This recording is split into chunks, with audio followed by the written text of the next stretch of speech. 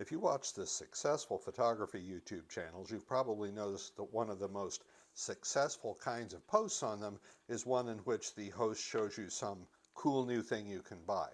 I'm not really into that because I don't really like buying things. So rather than throwing you into the clutches of global capitalism, I've decided I'm going to occasionally make a few videos about strange old things that you might be able to pick up in a junk box or a bargain bin at a photo swap meet or whatever. For example, here's a thing I've had for several years and actually has turned out to be pretty useful.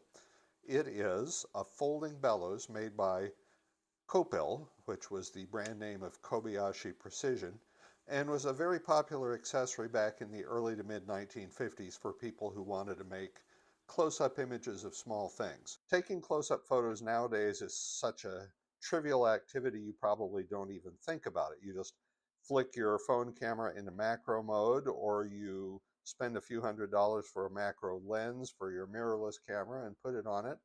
Uh, that wasn't really possible until about the mid 1950s. The modern macro lens first appeared in 1955 when a guy named Heinz Kilfit introduced a lens called the 40 millimeter macro Kylar.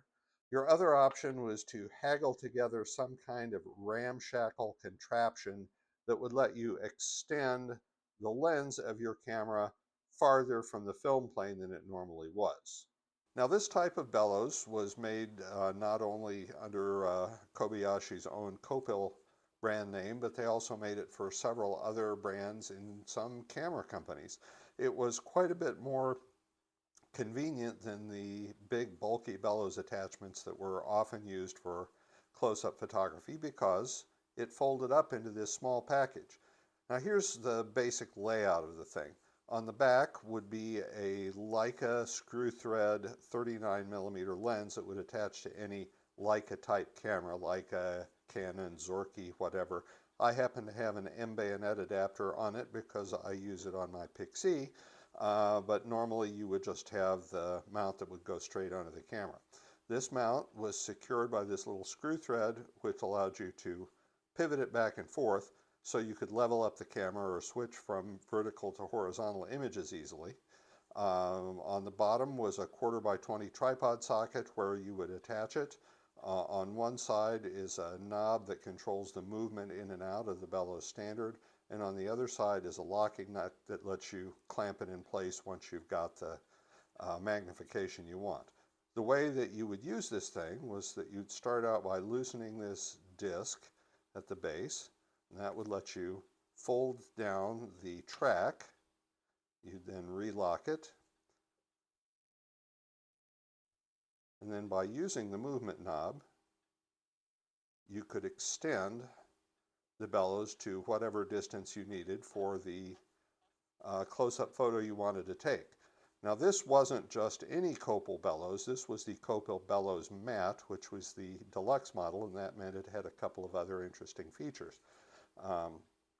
This control on the front let you raise the front lens mount by a calibrated amount, and the same type of control on the back let you raise the rear mount by a calibrated amount, which of course had the effect of relatively lowering the lens with respect to the camera body. Why would you want to do that? Well, when you were photographing at life size, setup was really touchy, and if you decided you wanted to raise or lower your framing a little bit, it was very difficult to move your tripod head up and down just the tiny amount that you would need to get the right amount of adjustment. It was a lot easier to use a control like this. The other fun control it had was this lever on the side, which lets you swing the lens back and forth. If you wanted to have a tilt adjustment in the vertical plane, you could just turn the whole thing on its side on your tripod head, and then you could tilt it this way. Now, why you would want to do that was to take advantage of something called the Scheimpflug principle. Theodor Scheimpflug was a captain in the Austrian army, and in the early 1900s he was working on the problem of how to take pictures from observation balloons without getting distortion of perspective or focus. Now let's suppose Captain Scheinflug in his observation balloon was directly over the enemy position with his camera pointing down. He'd have no problem because the image plane, the lens plane, and the subject plane were all parallel. But if the subject wasn't directly below him, he would have to tilt his camera, and that would produce distortion both of the field of focus and in the field of view. Scheinflug's principle was that if you tilted your lens so that the image plane, the lens plane, and the subject plane all met along the same axis, you would correct for distortion and you would have correct focus throughout the plane. One thing you had to keep in mind if you wanted to use this swing or tilt effect was that a lot of conventional 35mm camera lenses didn't cover much more than the original image plane. So if you swung the lens too far, what was called the image circle would get cut off and you wouldn't get a full image. That's why people in the know would often equip this kind of bellows with a lens made for an enlarger. This particular one has a focal length of 75mm, which makes me think it probably was made to cover a 2¼ square or 6x6 centimeter negative, and that gives you a lot more latitude to swing your lens. Here's a quick practical example.